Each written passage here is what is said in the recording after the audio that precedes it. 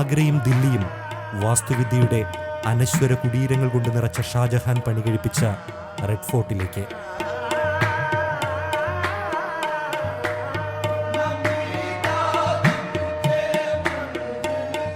1630-കൾക്കൊടുവിൽ താജ്മഹൽ അതിൻ്റെ പൂർണ്ണതയിലേക്ക് ഉയരുമ്പോഴും ദില്ലി രാജകീയമാക്കാൻ മോഹിച്ച ഷാജഹാൻ തൃപ്തനായിരുന്നില്ല. അക്ബറിന്റെ കാലം തൊട്ട് മുഗളരുടെ തലസ്ഥാനമായ ആഗ്ര അഥവാ അക്ബറാബാദ് ഷാജഹാനെ തൃപ്തിപ്പെടുത്തിയില്ല.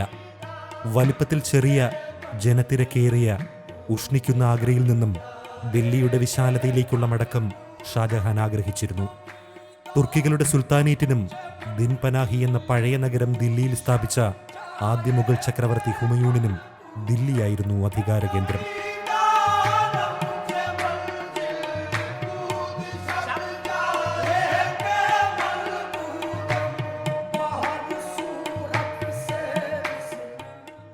അങ്ങനെ കൊട്ടാരം ജ്യോതിഷിമാരുടെയും പണ്ഡിതരുടെയും നിർദ്ദേശമനുസരിച്ച് യമുനാ തീരത്ത് വീണ്ടും മുഗളരുടെ കോട്ടയും കൊട്ടാരവുമുണ്ടായി.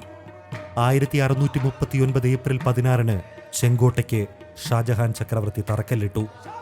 അതിന് വലം വയ്ക്കുന്ന പുതിയ നഗരത്തിന് ഷാജഹാനാബാദ് എന്ന പുതിയ പേരുമിട്ടു. ഉസ്താദ് ഹമീദും ഉസ്താദ് അഹമ്മദുമായിരുന്നു ചെങ്കോട്ടയുടെ പെരുന്തച്ഛന്മാർ.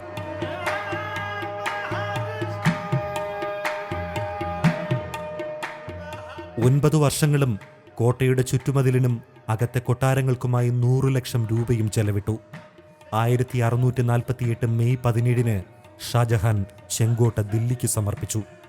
സ്വന്തം അധികാരമുദ്രയായി.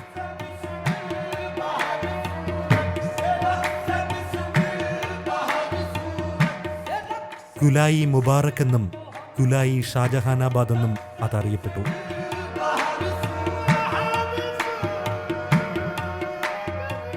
പക്ഷെ ഷാജഹാനാബാദിന്റെയും ഷാജഹാന്റെയും സുവർണകാലം ഹ്രസ്വമായിരുന്നു. 10 വർഷങ്ങൾ മകൻ ഔറംഗസീബിന്റെ തടവുകാരനായി ഷാജഹാൻ ശിഷ്ടം ജീവിതം ആഗ്രയിൽ കഴിച്ചുകൂട്ടി.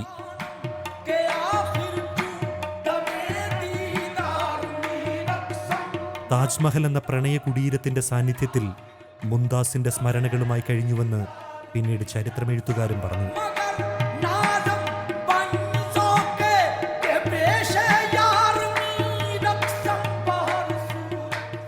ഔറംഗസീബിന് ദില്ലി ഒരു പ്രലോഭനമായിരുന്നില്ല. 1707 വിനോദവും കലയും ഉത്സവങ്ങളുമില്ലാത്ത ഔറംഗസീബ് മരണപ്പെട്ടു. പക്ഷെ പിന്നീട് വന്ന മുഹമ്മദ് ഷാ രംഗീല തികഞ്ഞ സഹൃദയനായിരുന്നുവെങ്കിലും മുഗളരുടെ പ്രതാപം മങ്ങിത്തുടങ്ങി. 18-ാം നൂറ്റാണ്ട് മുഗളർക്ക് അസ്ഥിരതയുടെ കാലമായിരുന്നു. 1739 പേർഷ്യൻ ചക്രവർത്തി നാദിർ ഷായ്ക്കും 1788 അഫ്ഗാനിൽ നിന്ന് വന്ന് മുഗൾ ചക്രവർത്തി ഷാ ആലം രണ്ടാമനെ അന്ധനാക്കിയ റോഹില്ല ഗുലാം ഖാദറിന് മുന്നിൽ ചെങ്കോട്ട കീഴടങ്ങി. 1803 മുതൽ ബ്രിട്ടന്റെ സർവാധിപത്യം ആരംഭിച്ചു. ബ്രിട്ടൻ കൊടുത്ത മാസ പെൻഷനുമായി മുഗൾ ചക്രവർത്തിമാർ ശരിക്കും വിരമിച്ചു. എങ്കിലും 1857 ശിപ്പായി ലഹളയിൽ മുഗൾ ചക്രവർത്തി ബഹദൂർ ഷാ സജീവമായി പങ്കെടുത്തു. ബ്രിട്ടൻ വീണ്ടും ദില്ലി വീണ്ടെടുത്തപ്പോൾ ബഹദൂർ ഷാ ബർമയിലേക്ക് പലായനം ചെയ്തു. കുടിയേറ്റത്തിനും കൊടിയിറക്കത്തിനും ചെങ്കോട്ട സാക്ഷിയായി. ഒന്നല്ല പലവട്ടം. ഷാജഹാൻ തൊട്ട് നരേന്ദ്ര ദാമോദർ മോദി വരെ പല താവടികൾ പിന്നിട്ടുവെങ്കിലും ചെങ്കോട്ട ഇന്നും ദില്ലിയുടെ രാജകീയ സാന്നിധ്യമാണ്, അധികാരമുദ്രയാണ്.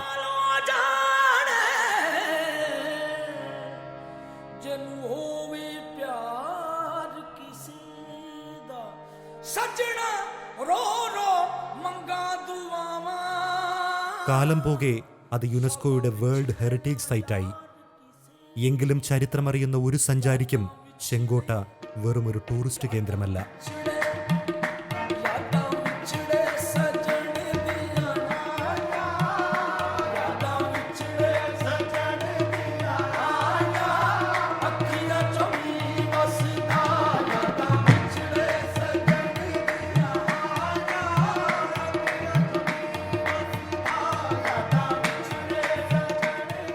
ആ ബോധ്യത്തോടെ അവർ ചെങ്കോട്ടയുടെ ഹൃദയമായ രംഗ് മഹലിനോടും മുംതാസ് മഹലിനോടും യാത്ര പറഞ്ഞു.